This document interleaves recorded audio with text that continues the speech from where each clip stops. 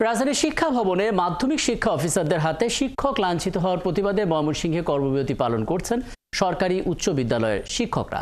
বৃহস্পতিবার ময়মনসিংহ জেলা স্কুল, বিদ্যাময়ী সরকারি বালিকা উচ্চ বিদ্যালয় এবং গভর্নমেন্ট ল্যাবরেটরি স্কুলের শিক্ষকরা পাঠদান বন্ধ রাখেন। এ সময় তারা শিক্ষকদের উপর হামলার দায়ী মাধ্যমিক শিক্ষা কর্মকর্তাদের বিচারের দাবি করেন।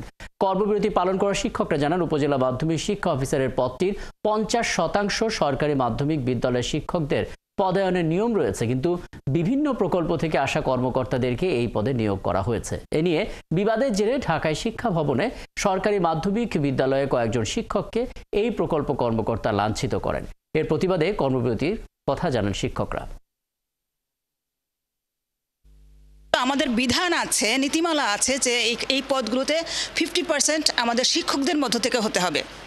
তো সেই দাবি নিয়ে যখনই আমরা যাই তখনই আমাদের উপরে মারমুখ আক্রমণ করা হয়। জাতি গড়ার জন্য কাজ করি, সেই জাতি গড়ার কারিগরের উপর হাত তুলেছে, এটা দৃষ্টান্তমূলক শাস্তি দাবি করছি। সমাধান আমাদের একটা আলাদা অধিদপ্তর হবে, আমাদের যে লোকগুলো এখানে যাওয়ার উপযুক্ত ওনাদেরকে ওইখানে বসাতে হবে। এই সমস্ত উপজেলা মাধ্যমিক শিক্ষা অফিসার এই শারীরিক লাঞ্ছনার সাথে জড়িত তাদেরকে চিহ্নিত করে তাদেরকে দৃষ্টান্তমূলক শাস্তি প্রদান করার জন্য আমরা আজকে কর্মবিরতি পালন করছি।